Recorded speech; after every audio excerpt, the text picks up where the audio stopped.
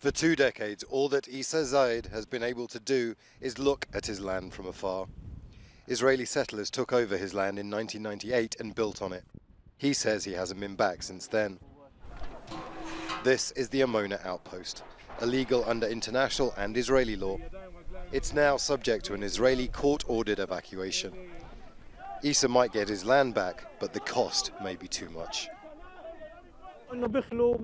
They leave this settlement but are preparing nearby Palestinian lands to transfer the settlers. This is no solution. We want them to leave all our lands for good, not to move their homes from Issa's lands to Muhammad's. We want to be able to access our land and use it again. This is a tiny outpost with about 330 settlers.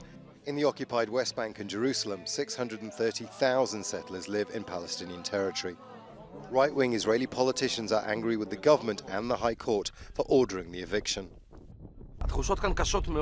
There are harsh feelings. I spent the night here, and everyone's feeling is that except for some foreign Israeli haters and left-wing radicals, no one here is happy. It's a plot, and unfortunately they're going to uproot a Jewish community in Greater Israel for no reason at all. It hurts a lot. Settlers from Amona are likely to be moved to other Palestinian land in the occupied West Bank. But what has really drawn Palestinian anger is not Amona. Israel announced on Wednesday that 3,000 new settler homes are to be built. That's on top of the 3,000 announced last week. This latest massive frenzy of escalation in settlement activities within less than 2 weeks of the Trump administration's taking office is very clearly a signal to the rest of the world to say that they have American approval and that Israel is very busy creating facts on the ground to prevent the establishment of a viable Palestinian state and therefore to destroy the chances of peace.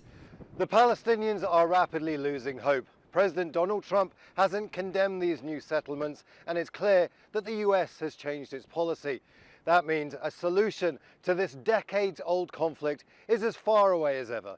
Imran Khan, Al Jazeera, occupied West Bank.